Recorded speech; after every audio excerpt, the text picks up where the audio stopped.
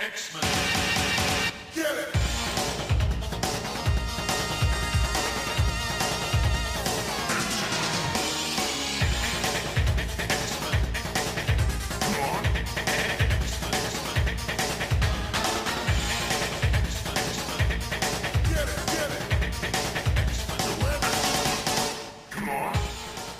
Hey everyone, and welcome to Battle of the Atom. This is your premier destination for all things X-Men podcast related on your Monday mornings. My name is Zach Jenkins, and with me as always is Hello. Adam Reck. Adam. Oh, hi Adam. I was going to say, how are you doing today? And you just totally cut me off. What's up with that? I Where's am the doing rhythm? so good, Zach. I am polybagged. I am trading carded. I am chromium. I am ready to go. Were any of X-Cutioner's song No, Chromium? I may have gone a little farther. I'm sorry. Because like right after X-Cutioner's song, they get into like the Bloodlines That's thing, true. right? And that's Chromium. Yeah. Oh man, we're not talking Bloodlines Oh my today, God. though. I'm not looking forward to when we get to that. Bloodlines Oh, is man, bad. so bad. Hey, everyone who knows what this show is, you know, you can be okay. But if we have anyone who's new, this is Battle of the Atom. This is a show where I, Zach Jenkins, and Adam Reck, we take 3 X-Men stories and we put them on our big old list from best to worst X-Men stories of all time. Number 1 is Days of Future Past, and right now at the bottom of our list, number 27 is X-Men Phoenix Legacy of Fire, which is The very comic bad. no one should own. Ever. Don't own it. The comic. Now, here's a comic that maybe no one should own, but a lot of people do. It's X-Cutioner's song. Now, X-Cutioner's song, before you get in, because I know you're excited, I know you're pumped, X-Cutioner's song is getting ranked today thanks to one man. That man's name is Gareth G-Funk Mitchell. Nice. I think G-Funk is a Christian name, but I'm not sure. Yeah, that's right in the Bible. That's somewhere in the Old Yeah, Testament. right there in Hezekiah. Yeah. Did you just say no yes, one should own this? Everyone should own this. Come on. Well, everyone I don't know. Gareth, who supports the show on Patreon, and thank you very much, Gareth, thinks that people should own it, or at least he thinks that we should talk about it. So let's talk about it. Adam, what's X-Cutioner's song? X-Cutioner's song, for those of you that may not have read it, is the story where it appears as if Cable has assassinated Professor X, but it really turns out that it was Strife working out his daddy issues. And it's a long one. It's 12 parts. 12 parts. Plus an Uncanny, Adjectiveless, X Factor, and X Force. And the creatives on that, just so we get them out of the way, Scott Lobdell, Fabian Nicieza, and Peter David wrote it. There are pencils by Brandon Peterson, Andy Kubert, Jay Lee, and Greg Capullo. Inks by Terry Austin, Mark Pennington, Al Migram, and Harry Calandrio. I butchered that. I'm sorry, Harry. Sorry, H-Dog. And colors by Mike Thomas, Marie Javins, Glennis Oliver, Joe Rosas, and Steve Bucalero. Nice job. Yeah, that's quite a few through humans working on this particular series here. A handful of sapiens, yes. Yeah, so I gather you're not a huge X-Cutioner's song fan here, Zach? There's a lot about X-Cutioner's song that I appreciate. Because here's the thing about X-Cutioner's song. It's 90s as hell. Like, I know we talked about how 90s Fatal Attractions is. This I think is just a little bit more. But I'll tell you, this has a lot more of the good stuff about the 90s than Fatal Attractions did. Especially stuff like the Jay Lee art. Yeah, this is way better than Fatal Attractions, guys. Like, hands down. So much more fun. And if we're going to talk about it in terms of, like, maybe it's not so great, it's definitely like guilty pleasure X-Men reading at its peak. I'm just going to go on record. I love X-Cutioner's song. I know I've talked to people online, especially on Twitter, who think I'm crazy for this, but it's great. Yeah, it's like you and Chris Sims. Those are the big X-Cutioner song fans. But you guys seem to really like it. I mean, here's the thing about X-Cutioner song. It has a lot of stuff I should like. We got Mr. Sinister being fabulous. We got Summer's family drama. We got X-Force being kind of crazy, kind of dark. we got a lot of fun stuff that I tend to enjoy, but something about everything coming together doesn't work. It might be the length on this one, because this is a long block of comics with. I think it's fair to say there's not really 12 issues worth of comics in not this. at all. And, I don't think it helps that, if I'm not mistaken, this is the longest, X crossover to this point. I think even if you go back and you look at Inferno probably rivals it in terms of the total number of issues. But, Inferno's... See, because the Excalibur stuff in Inferno doesn't matter. Right. The X-Terminators you could go without. I mean, and then the X-Terminator stuff is only really impacting the New Mutant stuff. And then the Men and X-Factor stuff only impacts itself. So Inferno has a lot of issues, but they're all lumped into different kind of sections. But I think you're right. This, up until the point, was the longest big chunk of crossover. The next year they would blow that out of the water, by the way. Yeah, up until 1993, this was the stuff. Yeah, I don't know. I want to give a couple of quick overviewing bullet points as to why I like this. No pun intended with the bullet points. But you mentioned the first point, this idea of maximalism here. And, when we think of the 90s, we kind of think of maximalism, right? Like, how much stuff can we jam pack into these particular stories? And this has so much crammed into it. I agree, it doesn't need to be 12 issues long, but we're getting Sinister, we're getting Apocalypse, we're getting Dark Riders, we're getting the MLF, we're getting the Horsemen. We've got every single existing X team and every member that's on those teams at that given moment. And the thing I think that's really the carrying point here that makes me go back to it is this does seem to me to be the payoff to what we get with X-Factor Endgame and with New Mutants 100. If you were following these stories back in the 90s as a kid, these were like dangling plot points that you were really wanting Marvel to tie all this stuff together. So for X-Cutioner Song to pretty much come out and talk about the Summers family tree with a culminating Blue Moon fight scene, this is like a dream come true. Does it all work? No. But do we get awesome stuff? Like you mentioned Jay Lee. Jay Lee is killing it here. Greg Capullo is killing it here. I'm going to go back to a lot of these individual issues quite a bit for years to come. Well, and I think that's fair. And you bring up something that may not have colored my read of it. So when I read X-Cutioner Song, I read it as a part of a long chunk of adjectiveless and uncanny X-Men that I was going through. I had a big run of stuff through the 90s and I was just working my way through it. And this doesn't play as well into the strengths of and the running plot threads of those titles, but upon, going back and knowing, okay, wait, what was X-Factor doing? Okay, well, that's building off of the Endgame stuff, and what's X-Force doing? Yeah, I can definitely see how, as a line-wide crossover, this works better. It just isn't as closely tied to, the center points of the line. And you said before, this is not cohesive.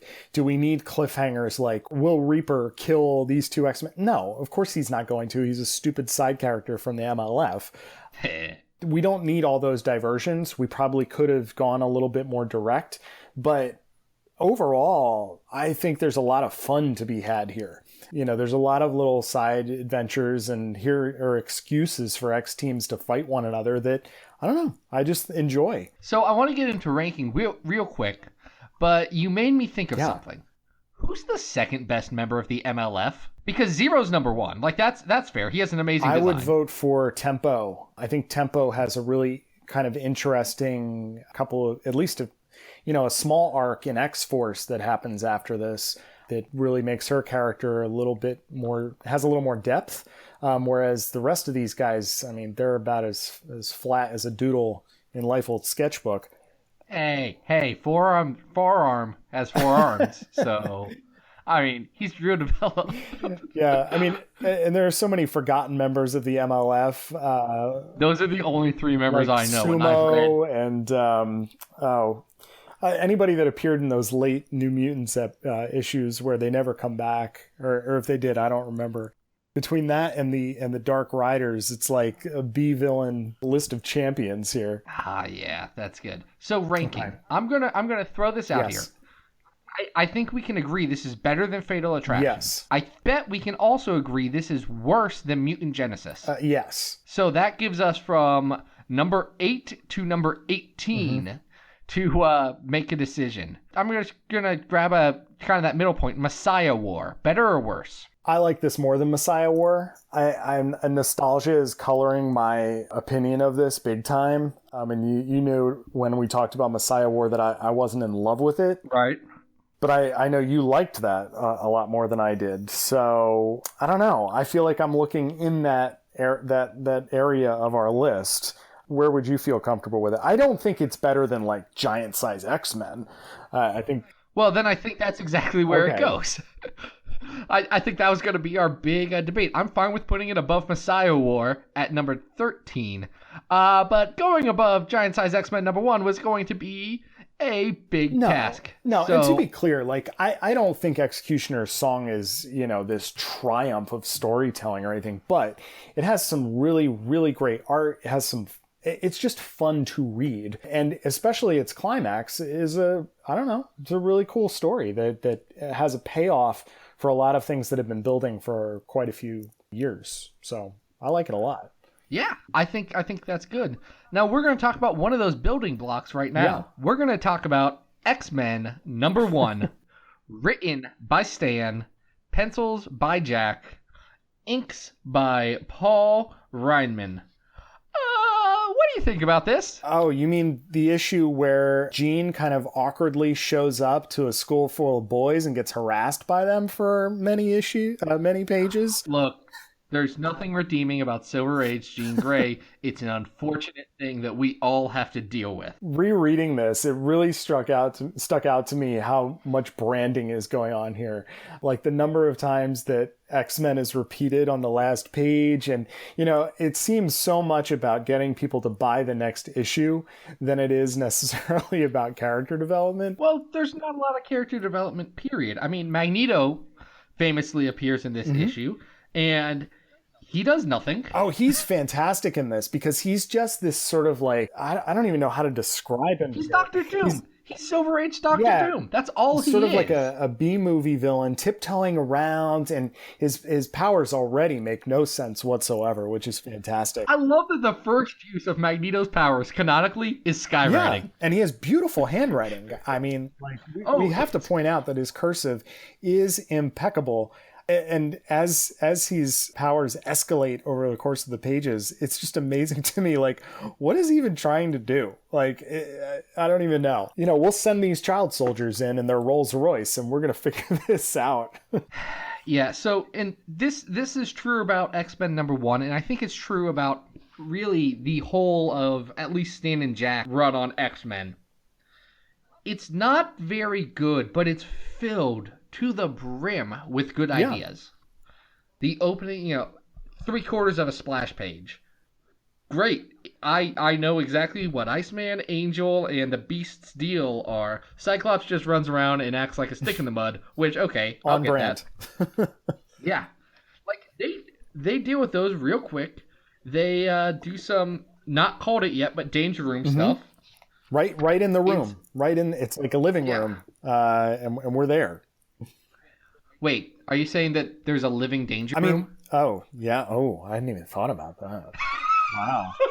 Good call. Good. I like that. That's good.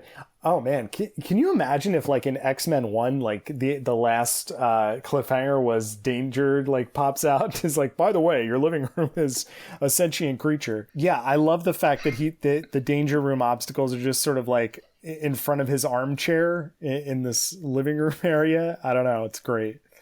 Yeah, it's cool. I mean, Jack Kirby's very good at art, and Jack Kirby continues to be very good at art in this. Yeah. Like, even the silly stuff, it has that dynamicism that Kirby's acclaimed for. I mean, there's a lot to like about this, but it's Silver Age X-Men, and it's tough to dig into. There's not a lot of depth to it. I mean, it took a while for X-Men to find its voice, to find its footing. Even the old stuff, like, it really didn't take take off until Neil Adams got going with it. That's when it started to really feel like it had its own kind of voice, its own kind of style. So the first issue of X-Men, it feels like any random issue of a Silver Age comic, but it doesn't, to me, feel like anything that I'd be, remembering. It doesn't feel like this is the start of a cultural phenomenon. No. You get the idea that these are some cool characters that have been popping around in Stan and Jack's heads, be it design-wise or character-wise, and, we're going to have a zany adventure here. We talked about the Jean stuff a little bit, but that certainly colors any reading of this, despite the fact that she does seem to have some agency in terms of what her powers are and that she's not taking any nonsense from everybody. And she has a fabulous outfit. Yeah. Professor X already comes across as like this cold jerk. So he's on brand. But, even the individual characterizations of the 05 are a little bit off. Hank seems very, very different than we're used to. Well, yeah, it took Hank, I was reading something recently that Stan was saying, and he said, it took like 3 or 4 issues for him to realize that he didn't want Beast to be the thing. He didn't want him just to be the tough guy on the team. He wanted to do something different with that. Yeah. And so that's when you start to get the, kind of smart, jovial Beast character. Obviously, historically, this is important. It starts, the franchise that we know and love and that we're obsessed with. But as a standalone story, it has the same flaws that a lot of first issues do. If you go back to Fantastic Four #1, it has a lot of issues. This is not better than FF #1. No, I'm not suggesting it is. All of these first issues are experiments and trying to find their footing and who these characters are and what their world is and what their dynamics are. And, this is getting started. Where would you rank X-Men Volume 1, #1 on our grand list here? So we have one Silver Age X-Men story on the list right now. Yeah. It's X-Men 12 and 13, the coming of the Juggernaut stuff. Yeah. I think the Juggernaut stuff works better. I do too. It's a better Silver Age X-Men story. Like, this isn't the worst part of Stan and Jack's run, no, but it's sure not the best. Yeah, I mean, again, it's just, here are the characters, they're going to go on a wacky adventure. Here's the supervillain, moo-ha-ha-ha, and then they're going to mince words and call it a day. We're not going to get much more depth than that. So right now, that Juggernaut story is at 21. I'm trying to figure out where I put it. It's coherent, so it's better than New Mutant Summer Special 1990. But I don't know how I feel about it compared to No More Humans and Deadly Genesis, though. Which are both stories that I think we have the same opinion on, just on each other's story. So I think you like Deadly Genesis, and you think it's, while flawed, enjoyable, and and I think No More Humans is something I like, but is flawed and enjoyable, and we both kind of dislike the other one. Yeah, I mean, I'm not gonna go to the bat for Deadly Genesis as being like the best thing ever, but I did think there were some really cool elements in it. I honestly think, just because of the historical perspective of this, and being that it's the green light to the series, I might put it ahead of Deadly Genesis, just because, here we are, we're trying to get off the ground, with the whole series, and I don't know that I'm gonna revisit this that often, but I think it deserves credit for coming up with these characters, coming up with these ideas, and trying to put them in action. Yeah, I think that's totally fair. So our new number 22 is X-Men #1. Nice. The one that everyone doesn't own. Yeah, no gatefold covers here, guys. Sorry. Not yet. Not yet. Not there. We're not there. Speaking of gatefold covers, oh no, this is just a wraparound. There's still a wraparound. It's a wraparound. It's holographic. Not holographic. Does this classify as Chrome? It's Chrome adjacent. Yeah.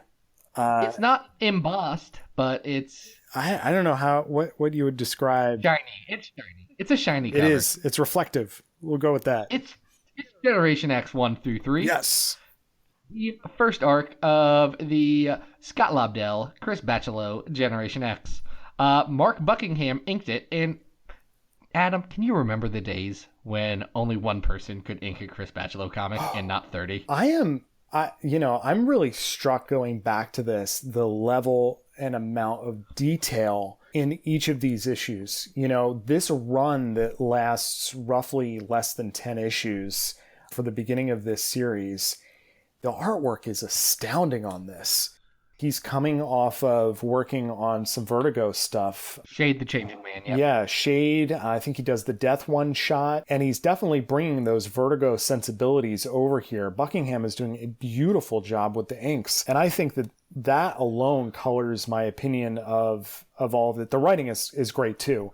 And we can talk about that as well. But it's funny that you say that, because clearly over the years, Chris has developed a style that allows him to get his stuff out on time. You know, be it bi-monthly or with a team or army of inkers or whatever it is. I'm glad that he found whatever works for him.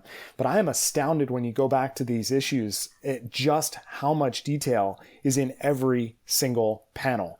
Yeah, this is insane. Like, Chris Bachalo is my favorite comic book artist. I don't know if I mentioned that on this show. I know I've talked about it on the website. He's my favorite. I've got a poster of some of his stuff sitting in my basement. Like, I like me some Bachalo. I am right there with you. I have tried as much as, you know, I'm a huge Art Adams guy, but I have tried as much as possible to read just about anything that Chris illustrates, especially his X-Men stuff. I realize I'm missing big chunks of, I think, the Carey run, especially this era. After this, he does this interesting creator-owned series called Steampunk that almost no one read, and is really... Sorry, what? Have you ever read Steampunk? I'm finding it on Amazon right now. Okay, Steampunk is an interesting thing to search out, because it is him at his probably most detail obsessed. And some of the page layouts are so complex that it's often been very criticized for being almost nonsensical in places. And because of poor sales, it never actually got past its second arc.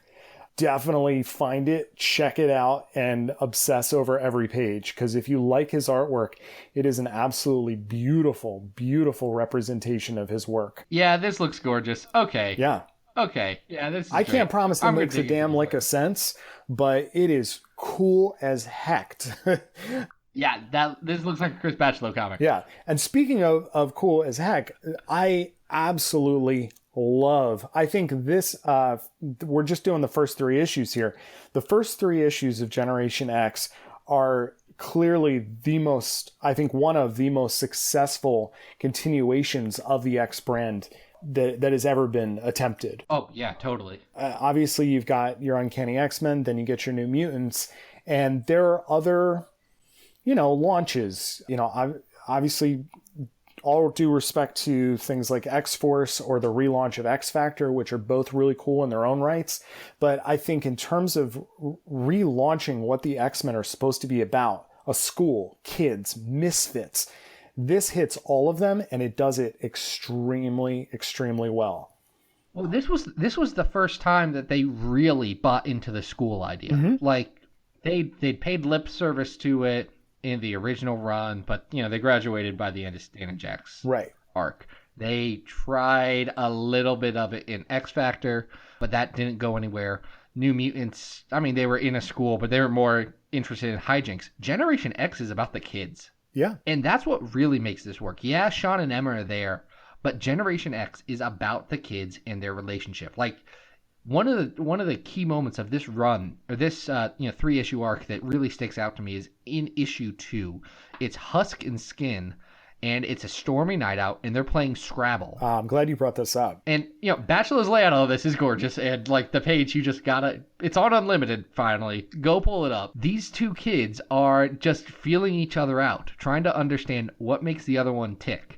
And Skin is doing a much better job of it than Husk is, who's just getting frustrated and doesn't think anyone's taking her seriously because she's trying so hard to be the smartest and the best one and live up to, her brother and her whole family and all this stuff. And, Skin's just sitting there. It's like, yeah, I know what you really are. It's great. I love this part. Yeah. I think another thing that really works in the favor of this book, and in terms of what it means for the metaphor of what we often assume X-Men is about, is that, and I'll go on a little Jubilee rant in a second here, but the majority of these characters, their powers are gross, and or specifically designed in a way that distanced them from other people. You know, there's issues of passing here. There are issues of human connectiveness that, you know, someone like Chamber, who has like a black hole in the lower part of his face and into his chest,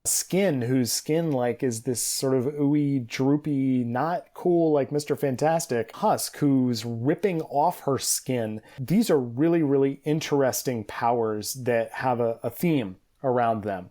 And I love that in the mix of all of that, you get Jubilee at her most attitude-orific. This is peak Jubilee for me. I love how they built up to this with Phalanx Covenant, but man, it's so cool to see Jubilee in more of a role than just either the kid in the X school or Wolverine's sidekick. To be a starring role in a series like this is so cool. Yeah, it's great. Jubes is awesome in this. And I think you bring up a lot of good points about what makes the actual cast work. Mm-hmm. A couple of things about this that don't work. So the first issue is about picking Chamber up at the airport. Yes. And then M-Plate shows up. And I like M-Plate as a villain. I think he's a very Chris Bachalo design, but there's nothing wrong with that. After the first issue, this arc starts to focus on Penance, and I think that's where a lot of the problems come across. Penance is a character that has a really good design, but she was never fully realized, and I don't think this arc does much to do that. I mean, she's a mystery in this arc. She is, what's going on with Penance? Mm-hmm. And I don't think that works as well. I think there are a lot of the character voices in general kind of hit real good. I mean, Jubilee works right away. Chamber, Skin, Husk, those go, real good, real quick. Monet takes a little bit to really click, but when she does, it's great. It's just she's going through some weird plot stuff that doesn't super work. And I think you're bringing up a good point, is that while Gen X starts really, really strong, where it goes in its later iterations as the run continues doesn't really satisfy a lot of the great mystery stuff that it starts to build up when it starts, which is disappointing because right at the beginning here, you have the promise of new characters like the mystery of Penance, or who this Mondo guy is that's sitting on a beach. And, where these things go and what the resolution of some of these storylines are is not necessarily all that great. And I think a lot of that has to do with Chris not necessarily being on board to see this through. And it's understandable, because I don't understand even how he got through the number of issues that he did before he took a break and just did covers for a while. Oh, yeah, especially when you talk about the Generation Next stuff that he does in like a couple of issues, which take the level of detail that are in these three and crank it up to 11. Yeah, it really does. I think even though, there are some flaws once we start talking about the series in terms of a whole, in terms of context, I still think this is an incredibly strong start. It's a really good successor to New Mutants. And I just like the basic concept. I like the Massachusetts Academy being where they are, the Danger Grotto. I like Banshee and White Queen being the headmasters. I like the cast. I love the art. So I really enjoyed it. I do too. So where do you think we should rank it? What's your gut feel? I would go a little high with this. And I'm starting to look maybe top 10 here. I think this is better than X-Men 92. Yep. Now I'm starting to kind of like look at individual things like Wolverine and the X-Men 17 to say whether I think they're better than them. I don't think this is better than the Barry Windsor Smith Wounded Wolf issue. Yeah, Uncanny X-Men 205 that's sitting at number 8 right now, and I think that's exactly where I'm looking. Is this better than the Dupe issue? All right, for me personally, I think this is. I think the Dupe thing is really fun. And it has a lot of, I think we talked about all the Easter eggs that are in there. But this is classic. I mean, this is an amazing start to a really fun series. And the art is absolutely gorgeous. It has some really great character moments. So I would put it after Wounded Wolf at number 9. What are you thinking? Adam, this is why we do a podcast together. Yeah. This is why this works. Because that's, yep. Yep, that's going above the dupe issue. You're there. It's going below Wounded Wolf. It's All right. number 9, Generation X, Volume 1 through 3, by Mr. Sad Teams himself, Scott Lobdell, and Mr. Good Art, Chris Bachelot. Nice. That does it. That's an episode. All right, we made it through. We did. Let's wrap this bad boy up here. If you enjoyed the show, there's a couple of things you can do that's gonna help us out. You know, you could go on to patreon.com/XavierFiles and throw a couple of dollars our way. That pays for the hosting, that pays for the equipment, that pays for everything that makes this show happen. For $2, you can get your selection. Whatever you want us to rank, we'll rank it. Just like we ranked for G-Funk earlier in this episode. You know, you can do that. If you can't or don't want to support monetarily, I get it. I listen to a lot of podcasts and I don't support all of them on Patreon. But what you can do is go onto your local podcast getting thing, iTunes or Google Play, leave us a rating or a review or something like that, and yeah, that really helps us out. Beyond any of that, just go to twitter.com/XavierFiles, and that's where you can find me.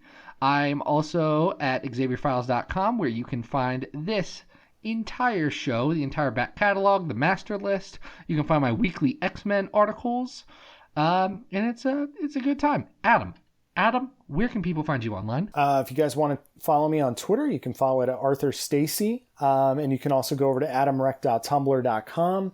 I just wrapped up Bish and Jube's Age of Strife, and I'm working with a couple different artists on some pinup stuff that's going to go into hopefully another print edition like we did for the first issue. And we'll see how that works out. And I already actually started work on the next one, but I'm a little bogged down with Inktober right now. So we'll see how that progresses. But you guys can look forward to that as well. You got plans for getting those print issues out to people? I think at this point, because I'm waiting on the pinup art, we're probably looking at a little bit of a delay. But I'm really hoping before the holidays that we can get something set up to get those out to people. Okay, good, because I need it for my collection. I've got a lot of Bish and Jubes in some long boxes that Nice. I do need to get sorted out. All right.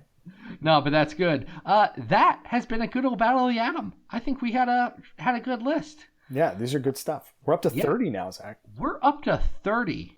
That's crazy. Yeah. Now, you guys can join us next week as we take a deep, deep dive into Inferno. But until then, this has been Battle of the Atom. I hope you survived the experience. Get it!